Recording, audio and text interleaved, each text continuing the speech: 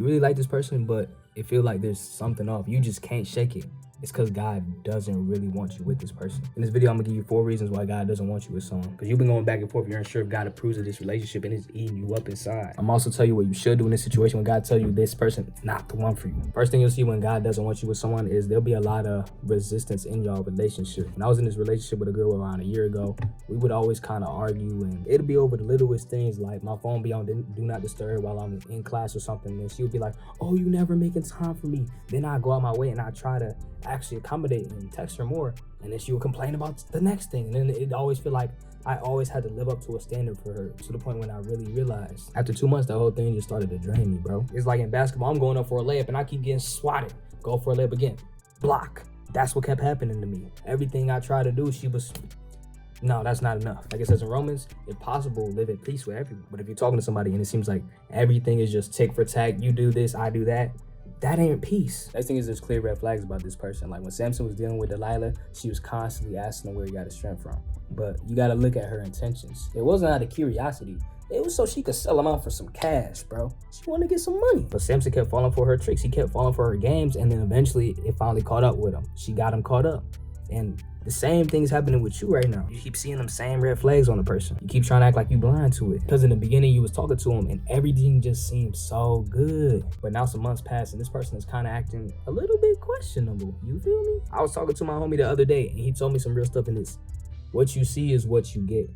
If a person did something to you that mistreated you and they did it over and over again, that may just be the type of person they are, even though emotionally you don't want to believe it because of who you thought they were when you first met them. And God might be just showing you these red flags, bro, just to remind you that this is not the person that he wants you to be with. Next thing is there's a lack of compatibility between the two of you. Like the word says, iron sharpens iron. You ever been driving the car and your friend in the passenger seat and they supposed to be giving you the directions, right?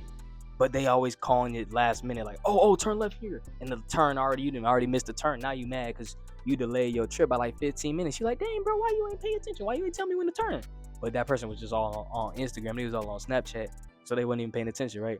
It's the same thing when you're trying to talk to a person. You both are trying to go in the same direction. You know, when you follow in Christ, we on that narrow road. You get what I'm saying? But when you have a different vision or a different mindset than somebody else, and then it's going to be hard for you to grow with them because you're going to want to turn left and they're going to be like, nah, turn this way. This way's faster. So when you're talking to somebody and it seems like nothing aligns in terms of your values or your beliefs, that is a sign that they ain't the one. The next thing is this person doesn't fear God. I remember back when I was in high school, I used to talk to like all types of girls, and some girls didn't go to church or didn't really know the Lord at all, right? They always be the ones that had me like tripping, trying to see like I had to prove something to them, because like I'd be texting them sometimes, you know, I'm at church or whatever, and they'd be like, oh, what you doing? I'm like, oh, I'm at church. And they'd be like, oh, you're just a little good boy. You're just a little church boy. I'd be like, man, what you mean, man? Stop playing with me. You know what I'm saying? Because I don't want to seem like, you know, like feeling like Mr. Goody Two Shoes sometimes. So like then I'd be up, you know, late night. I'm staying out late just to hang out with a girl or whatever, and then my parents blowing my phone up, oh, where you at, son? I told you to be home at 11 p.m. and all that type of crazy stuff.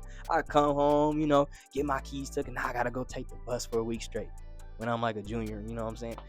And that's what I'm trying to tell you is like when you trying to be around the wrong people, because like they ain't really having this relationship with God, so they don't really know wrong from right the way that you do.